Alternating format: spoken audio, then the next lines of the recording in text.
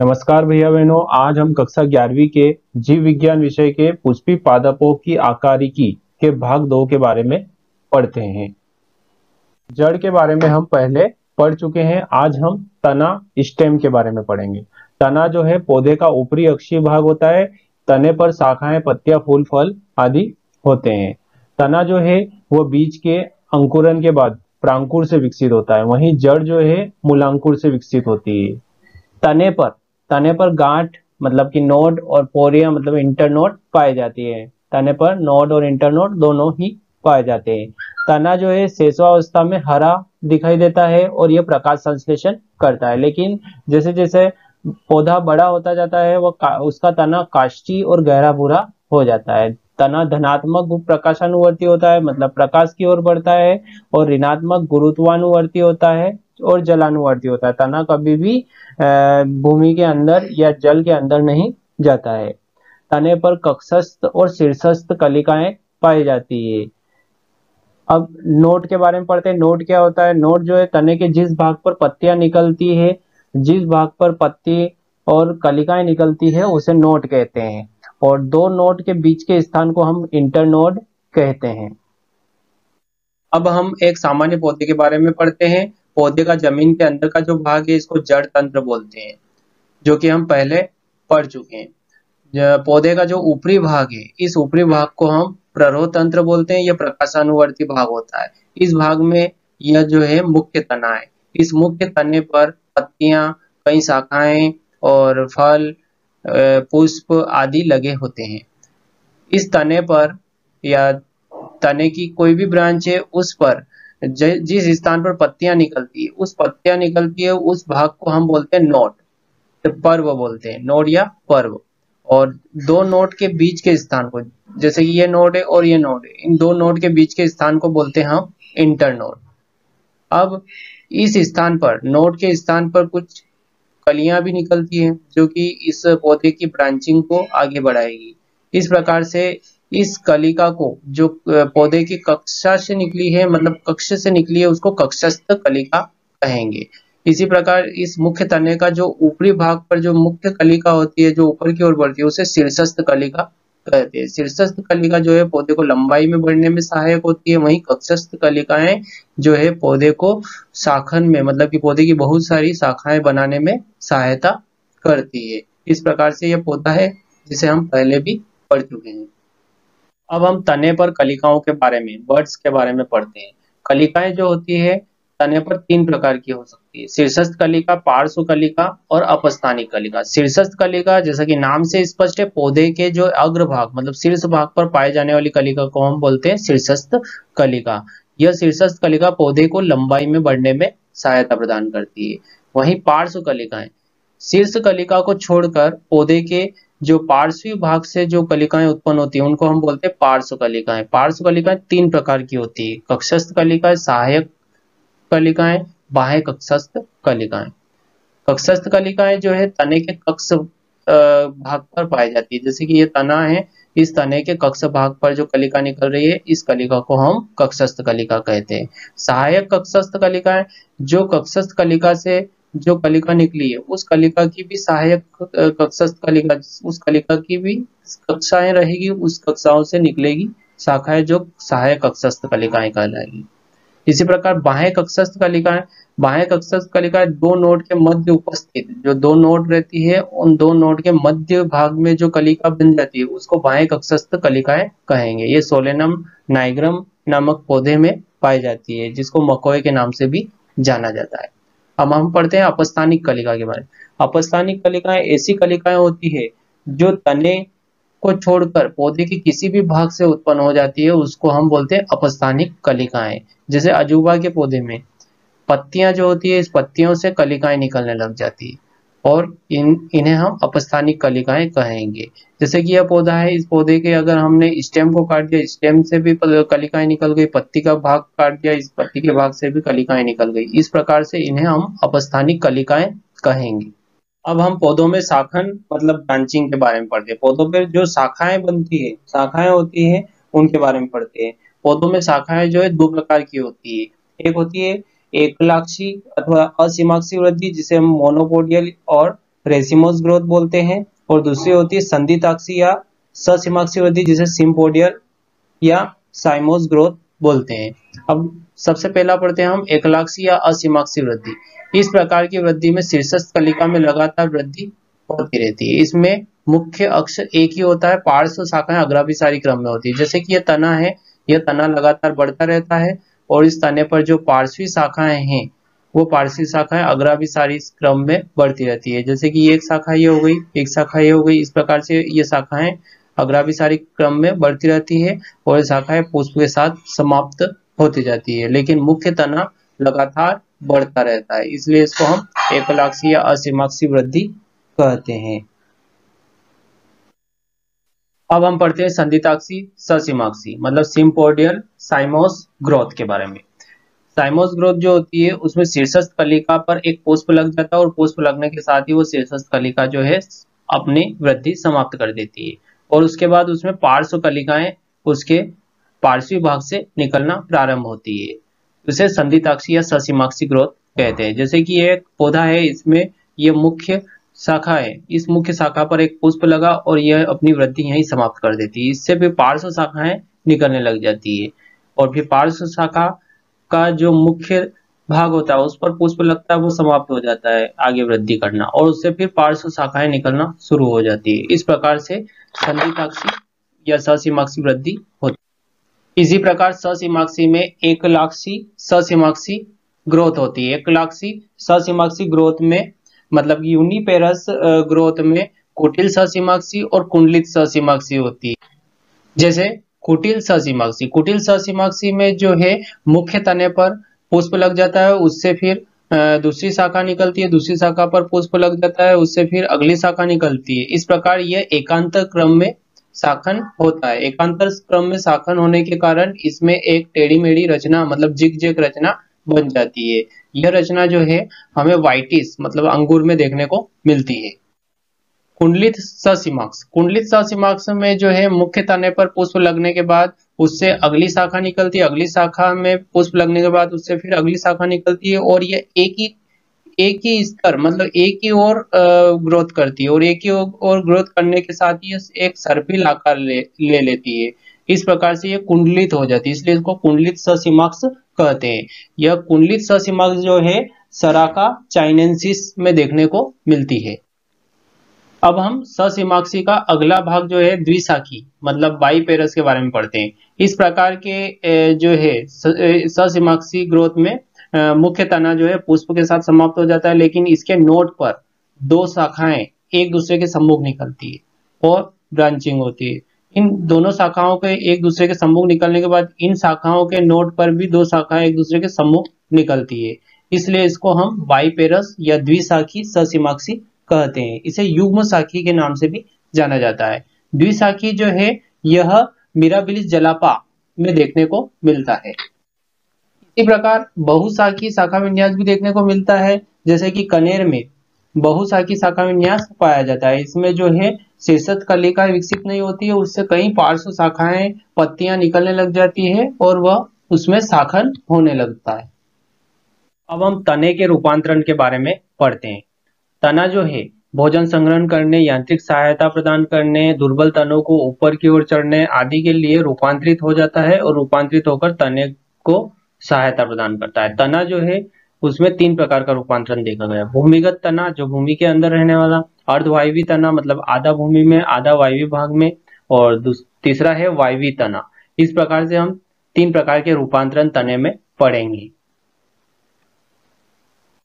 अब हम पढ़ते हैं भूमिगत तने के बारे में। भूमिगत तना जो होता है यह जो है भूमि के अंदर रहता है और भूमि के अंदर ही वृद्धि करता है। इसमें जो तने का जो वायवी भाग होता है जहाँ पत्तियां होती है उनमें सूर्य प्रकाश की उपस्थिति में भोजन बनता है और भोजन जो है वह आकर भूमिगत तने के अंदर इकट्ठा होने लगता है और भूमिगत तने के अंदर भोजन संग्रहित होता रहता है और अंदर ही वह वृद्धि करता रहता है।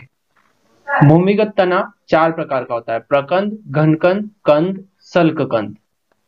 प्रकंद या राइजोम, इस प्रकार के भूमिगत तने, रूपांतरित भूमिगत तने में जो है तना जो है क्षैतिज दिशा में लगातार वृद्धि करता रहता है और साथ ही इस पर नोड और इंटरनोड दिखाई देते हैं। जैसे ये इंटरनोड है और बीच में नोड है। नोड और इंटरनोड हमें स्पष्ट दिखाई देते हैं और इस पर सल्क पत्र दिखाई देते हैं। इस भूमिगत तने से ऊपर की ओर जो है पत्तियां निकलती हुई हमें दिखाई देती है। इस तने पर अपस्थानिक जड़ें धागे के समान जमीन के अंदर जाती हुई दिखाई देती है। इस प्रकार से यह प्रकंद या राइजोम का उदाहरण है। इसके उदाहरण है अदरक, हल्दी। घनकंद या कॉर्म। घनकंद या कॉर्म इस प्रकार के जो भूमिगत तने में तना जो है मोटा गठीला हो जाता है। इस प्रकार के तने में भी हमें नोड और इंटरनोड स्पष्ट दिखाई देती है। ये नोड है और ये इंटरनोड है। इस प्रकार के तने में कई गांठें टाइप निकलती है और इनमें वर्धी प्रजनन मतलब कायिक प्रजनन की क्षमता भी होती है। इस तने से भी वायवीय शाखाएं ऊपर की ओर निकलती है। इस तने के निचले भाग से अपस्थानिक जड़ें जो कि जमीन के अंदर की ओर जाती है। इसी प्रकार यह घनकंद या कॉर्म का उदाहरण है। इसका उदाहरण है जिमीकंद या अरबी। कंद या ट्यूबर। कंद या ट्यूबर इस प्रकार के तने में भूमिगत तने में जो है अंतिम छोर पर जो है तना फूलकर एक गोलाकार संरचना बना लेता है जिसे ट्यूबर या कंद कहा जाता है। इस कंद पर जो है नोड स्पष्ट दिखाई देते हैं।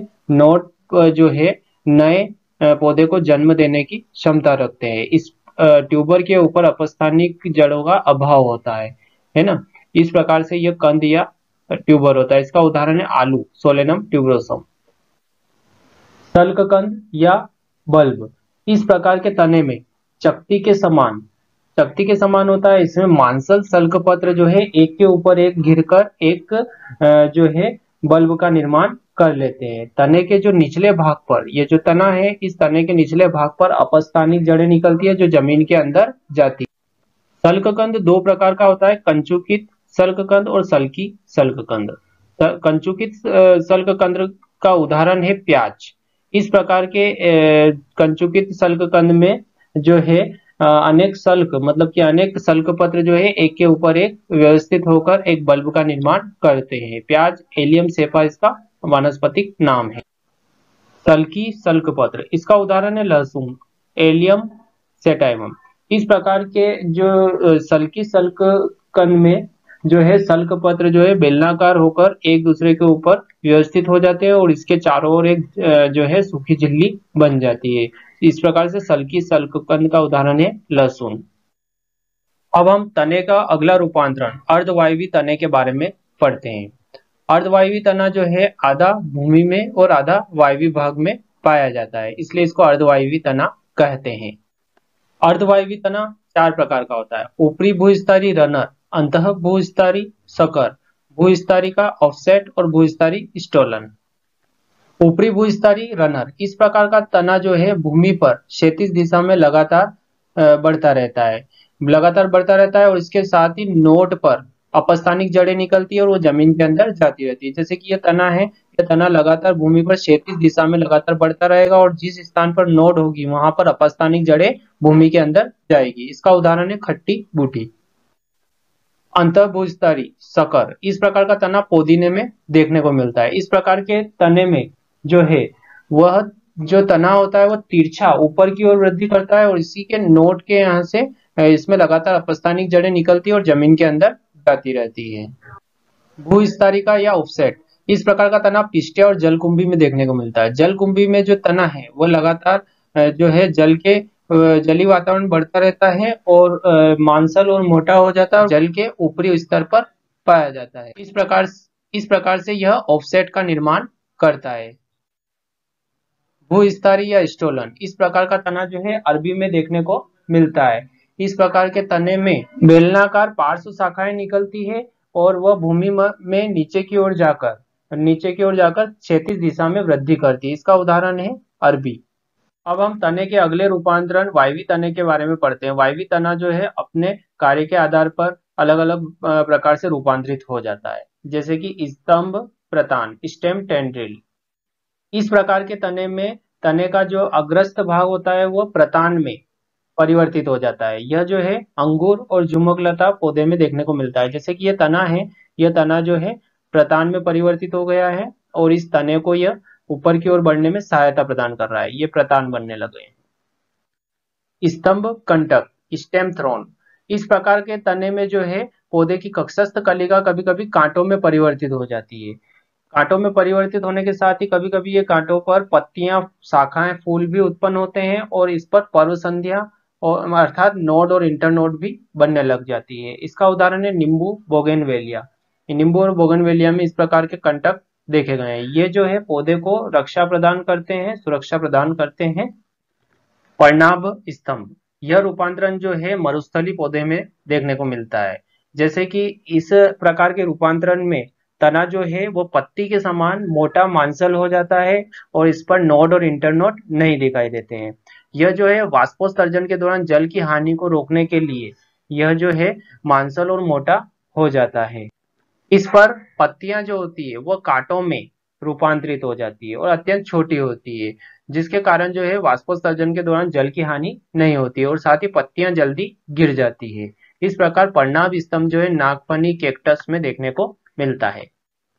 पर्णाभ पर्व, पर्णाभ पर्व जो है सतावर और रसकस नामक पौधे में देखने को मिलता है। इस प्रकार के पर्णाभ स्तंभ में केवल एक या दो ही इंटरनोड देखने को मिलती है। एक या दो ही इंटरनोड होती है, एक या दो ही इंटरनोड होती है। साथ ही इसमें पर्णाभ पर्व लंबा और सूची आकार का हो जाता है। रसकस में यह लंबा और सूची आकार का हो जाता है और एक पत्ती के समान दिखाई देता है। पर्णाभ पर्व क्लेडोड, यह जो है सतावर और रसकस में देखने को मिलता है। इस प्रकार के पर्णाभ स्तंभ में केवल एक या दो ही इंटरनोड देखने को मिलती है।